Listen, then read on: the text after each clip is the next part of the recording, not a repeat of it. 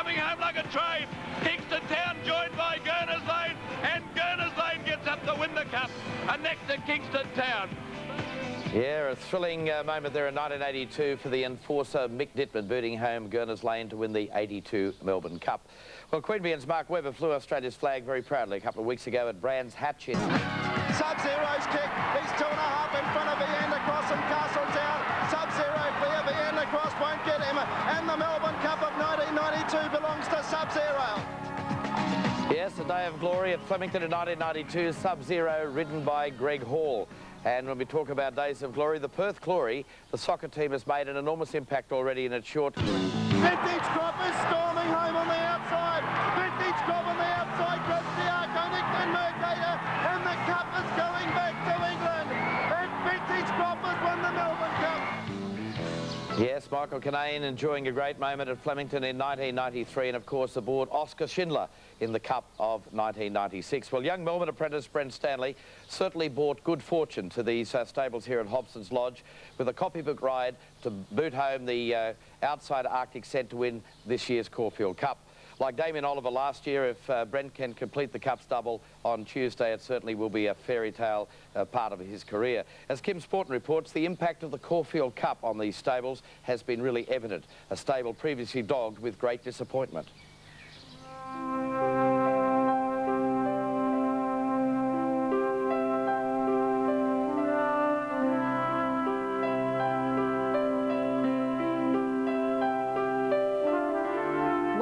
Jockey finding those 4 a.m. track starts a little easier than usual was Brent Stanley. From unknown face in the crowd to the sensation of the spring calendar in one race. Arctic Scent getting up on the inside. Young Stanley's got Arctic Scent finishing better. Arctic Scent is going to take the Caulfield Cup. Arctic Scent.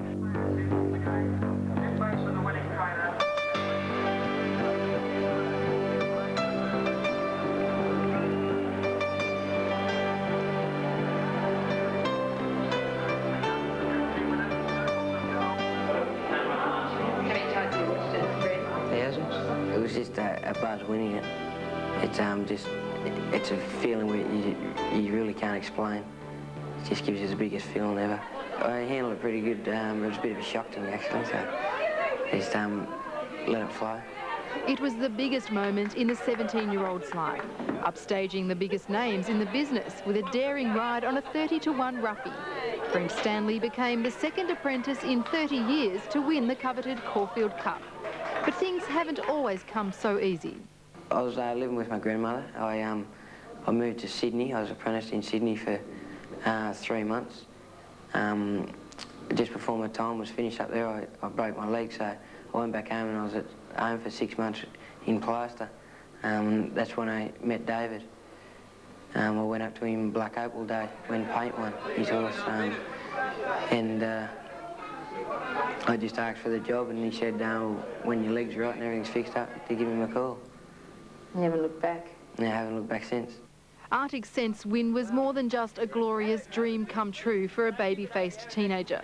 For owners David and Jenny Moody, it was a timely reversal of fortunes. Last Saturday was a day I don't think we'll forget for a long, long time. It was something I suppose every breeder dreams of doing. Breeding a Caulfield Cup winner, but to own it and race it yourselves is just absolutely, it's just fantastic. And it was very, very special, and we'll remember it for a very, very long time. It was exactly 6 months ago that the Moody's Hobson's Lodge, a highly successful stable with a top trainer and a flock of potential superstars, was rocked to the core. Gerald Ryan scored another Group 1 win in the Queensland Oaks on Saturday, then yesterday shocked the racing industry by surrendering his licence. His career in tatters, and Gerald Ryan was given until Thursday to show cause why his licence should not be revoked. Amid allegations of sexual misconduct, Gerald Ryan moved overseas, replaced by little-known jumps trainer Jim Mason. Oh, it's always been the hardest thing here. He had a reputation as the best trainer in Victoria, and to come in and try and fill that position is always, you couldn't really know. Coupled with the breakdown of his most treasured horses, the highly fancied Paint and My Duke, David Moody almost tossed it in. Gerald and I had spent 6 years together, and we got it to the top, or around the top. We were one of the leading competing stables in Melbourne, and when we both put a lot of heart and soul and emotion into it, and a lot of effort into it, and when something like that's taken away from the team that we were, it got pretty hard for me, and I could have very easily given it in, yeah. But the decision to fight on paid off on Caulfield Cup Day, and no one is more delighted than the rookie trainer who's just scored his first Group 1 win. It was a confidence boost, but it was one of those things that this place had to do because the speculation that's been surrounding this place. It was good to sort of win a major race like that to help everyone. While the staff and occupants of Hobson's Lodge relish the change of fortune, the Moody's are busy concentrating on the next task at hand. She's got to carry 51.5, which is only 3 kilos underweight for age, which is the same relative weight as horses like Oscar Schindler and Doremus, and I would doubt that she could do it with that sort of weight. And there's no problem keeping their eye on their star pupil. Brent is now part of the family and adored by the 3 daughters. Is that Morgan? What's Morgan doing, Jessica? Look at Morgan. She's not going to be part of it. The dynamic duo paired up again to race the McKinnon Stakes at Flemington yesterday. All our mob in front, Falonde won't give in. All our mob is 3/4 in front holding him, and all our mob wins it from Falonde. 2 lengths away third, give it to Celius in front. This time it wasn't such a dream run, but Brent is confident she'll be up there on the big day. She's going to be right in the finish. Well, she's beaten most of the horses. She's beaten Doremus, which won it last year. Even though there was a bit of weight difference and everything, she's still got the weight on them, plus she gets the 2 mile. With Tuesday firmly in their sights, hopes are high for Arctic Scent to emulate Letza Lope's feat in 1991, when she became the only mare in history to complete the double. Do you think that Arctic Scent can go the double? Oh yeah, yes, definitely, at least in the first 3. She'll carry a heavy penalty, 51.5 kilograms, and is now at 12-1 for the Melbourne Cup.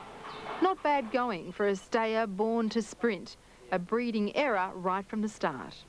She probably had such an unfortunate background. She was branded on the wrong side. If anyone has a look at her, her brand's around the wrong way. Her numerical brand and her recognition brand are on the opposite shoulders. And she was a mistake right from the start. If you did manage to pull off the double, how huge would that be? Oh, well, it's big, you know. She'd be the 2nd mare in history. And to come from where she's come from, with her breeding, with her background and with her start in life, it would be a real fairy tale, wouldn't it?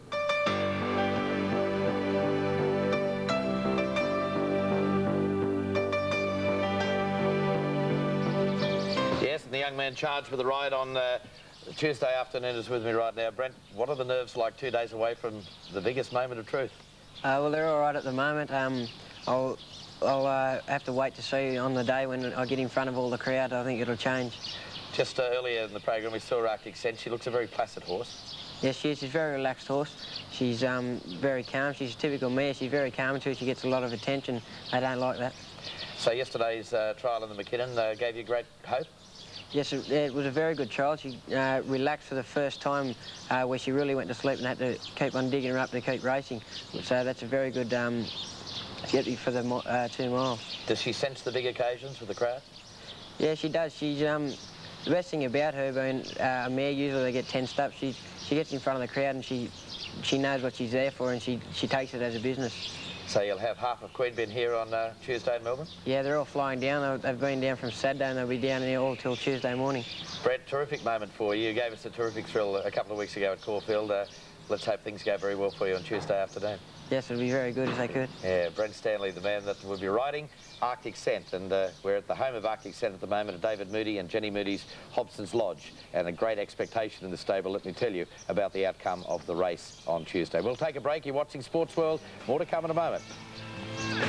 Last month, Australians watched Wallaby winger David Campese run out onto the field at Padova, Italy, for one of rugby's most memorable moments. Campo notched up his 100th Test match. And this morning, we're going to give you a chance to win some valuable Campese memorabilia. David Campese, the Classic Collection, is offering 4 lucky viewers the opportunity to win these fantastic prizes. A framed, autographed, limited edition Wallaby jersey valued at over $2,000.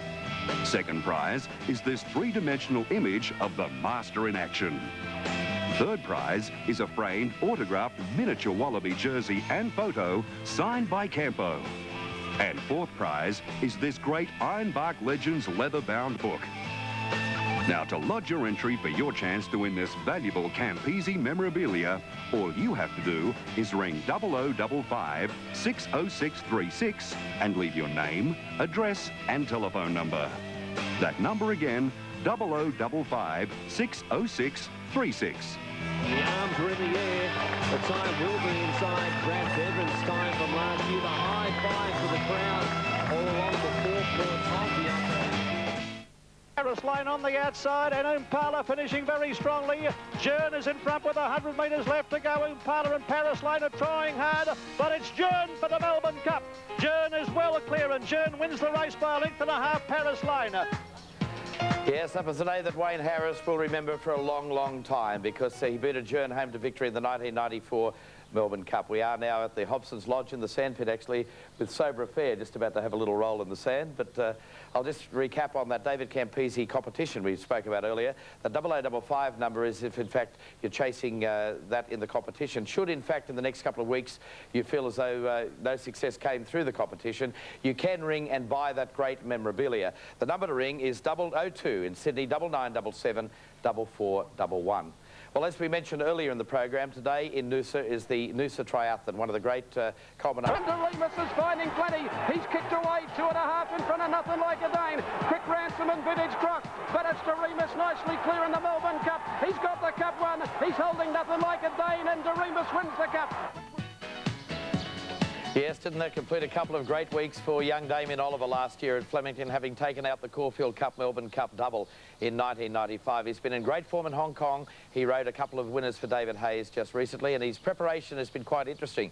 During the week, he caddied for South Australian golfer Glenn Joyner during the Dunhill Masters in Hong Kong, and he's back to ride Remus again on Tuesday afternoon at Flemington. Well, back in the warm.